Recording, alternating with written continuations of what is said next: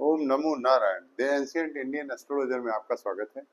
आज हम आपके समक्ष नवमांश में किस राशि में ग्रह होंगे तो अपनी विंशोत्तरी में क्या परिणाम देंगे, आज हम इस पर चर्चा करेंगे।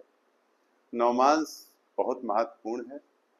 नवमांश से हम जीवन साथी तो देखते ही हैं, साथ में हमने पिछले वीडियो में चर्चा किया था कि D9 चार्ट जिस तरह से नवम भाव होता है उसी तरह से D9 चार्ट भाग्य को भी हमारे बताता है। D9 चार्ट में ग्रहों की D9 चार्ट से हमारी विंशोत्तरी की जो दशाएं होती हैं वो D9 चार्ट से भी अगर हम उनकी मदद लें और D1 यानी हमारी लग्न, जन्मांग और D9 यानी नवमांश दोनों के ग्रहों की स्थिति को देखते हुए यदि हम तुलनात्मक अध्ययन करके अपनी विंशोत्तरी दशा का निरूपण करें तो निश्चित रूप से आप ये जान लें कि आपको सब मालूम हो जाएगा कि हमारी ये दशा, ये जो आने वाली दशा, महादशा, अंतरदशा, ये क्या परिणाम देने जा रही है। आइए, हमने सूत्र तैयार किया है और बहुत ही सीधा, बड़ा बारीक, सीधा सा और बड़ा सूक्ष्म, बड़ी सहज भाव, कहीं बहुत ज्यादा कठिनता क्लिष्टता की आवश्यकता नहीं है, आप पढ़ सकते हैं। देखिए, हम छोड़ के खड़े हैं, बोर्ड आप देख लीजिए। नवमांश में पापक ग्रहों की राशि में जाने वाले ग्रह अच्छा परिणाम नहीं देते। जन्मांग में वो चाहे जिस ग्रह में हो, बहुत अच्छी स्थिति में हो, उच्च के हो, लेकिन यदि नवांश में वो पाप राशि में चले गए, अर्थात मंगल शनि के घर में चले गए। किसमें चले गए? मंगल और शनि के घर में। अब यदि वे मंगल और शनि के घर में चले गए, अर्थात वृश्चिक, मेष, मकर और कुंभ, यदि इस राशि में चले गए तो अच्छे परिणाम कदापि नहीं देंगे, राहु को छोड़कर। राहु केतु, ये मैंने लिखा है, देख लीजिए, लिख भी सकते हैं आप। राहु और केतु नवमास में पाप राशि में अच्छे परिणाम देंगे, लेकिन इनको छोड़ करके, राहु रेक्टोकेंट होता है, राहु की प्रकृति अलग है महाराज, राहु का स्वभाव अलग है, इसलिए राहु पाप राशि में नवमांश में जाने पर अच्छा परिणाम देंगे। लेकिन अन्य ग्रह जो होंगे वो समस्त ग्रह शुभ राशि में ही अच्छे परिणाम देंगे। नवांश में ध्यान रखिएगा, लग्न कुंडली में कहीं भी हो, लेकिन यदि नवांश कुंडली में बस सौम्य ग्रहों की राशि में बैठे हुए हैं, भले से मंगल है और मंगल सौम्य ग्रह की राशि में बैठा है, जैसे सौम्य ग्रह कौन हुए की राशि कौन हुई? वृष, हमने लिख रखा है, देखिए, ये देखिए, आप नोट कर सकते हैं। बृहस्पति की राशि मीन, धनु 12 नंबर 9 नंबर, शुक्र की राशि वृष, तुला 2 नंबर 7 नंबर, चंद्रमा की राशि कर्क 4 नंबर, बुध की राशि 3 और 6, मिथुन और कन्या।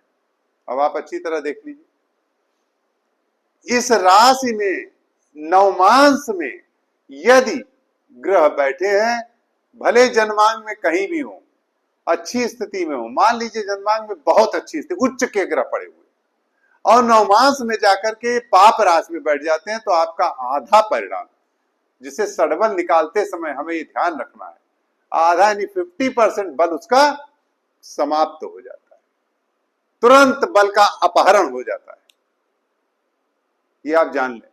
और यदि लग्न कुंडली में भी वो अच्छी स्थिति में है और नवमांश में भी वो सौम्य ग्रहों की राशि में है, यानी मीन, धनु, वृष, तुला, कर्क, मिथुन और कन्या, यदि इन राशियों में हमारे कोई भी ग्रह नवमांश में गए हैं तो वो विंशोत्तरी दशा में, अपनी दशा में, अपनी अंतरदशा में अच्छे परिणाम निश्चित रूप से दें। आइए, इसमें हमने कुछ अपवाद भी लिखा, ध्यान दीजिएगा। अपवाद है, यदि वर्गोत्तम हो, अर्थात जिस राशि में लग्न में ग्रह स्थित होगा उसी राशि में नवमांश में होगा तो भी ठीक होगा, तो वो अच्छे परिणाम देगा।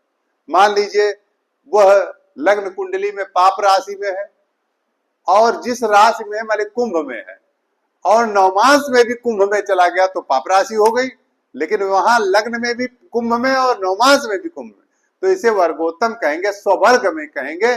तो ऐसी स्थिति में ग्रह अच्छे परिणाम ही देंगे, ठीक है।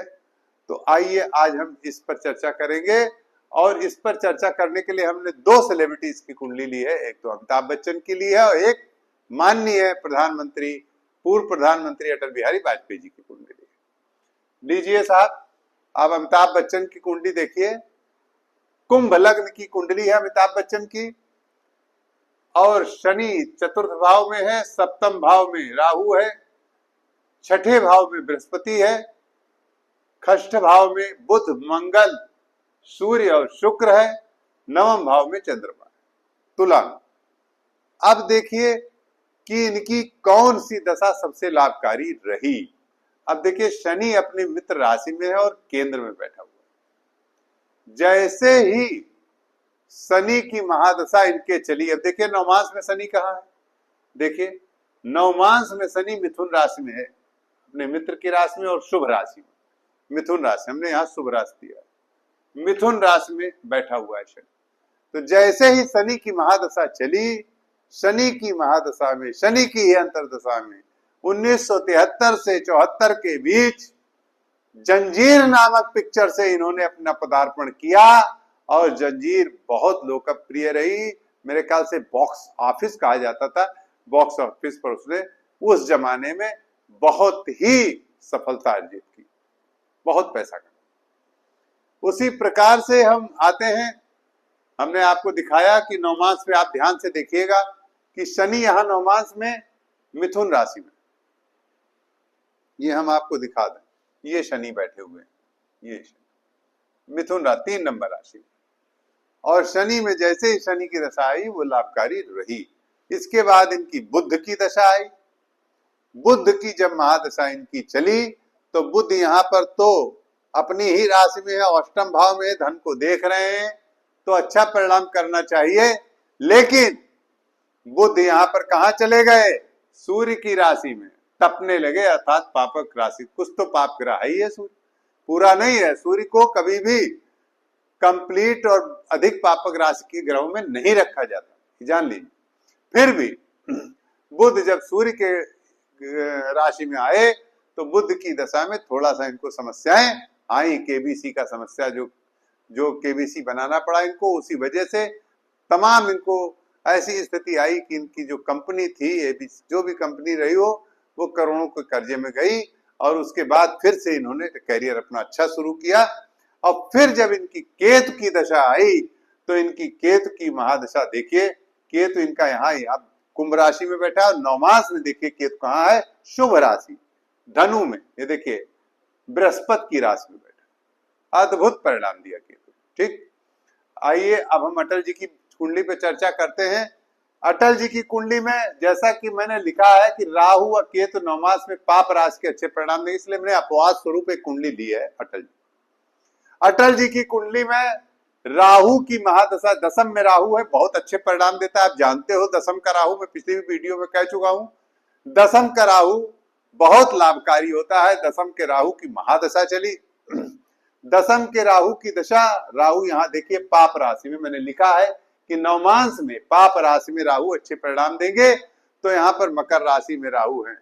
जैसे ही राहु में शुक्र की अंतरदशा आई, शुक्र कहाँ है, यहाँ पर शुक्र देखिए वृश्चिक यानी पाप राशि में, लेकिन नवमांश में शुक्र कहाँ चला गया, शुभ राशि तुला राशि में चला गया। जैसे ही राहु में शुक्र की दशा आई, प्रथम बार प्रधानमंत्री अटल जी बने। अब हमने आपको आज नवमांश में शुभ राशियों में, शुभ ग्रहों की राशियों में ग्रहों के जाने पर अच्छे परिणाम प्राप्त होते हैं। आशा है कि आप हमारे चैनल पर कमेंट करेंगे और लाइक शेयर सब्सक्राइब करेंगे, और अपने विचार, अपने कमेंट जरूर हमारे कमेंट बॉक्स में करेंगे। नमो नारायण।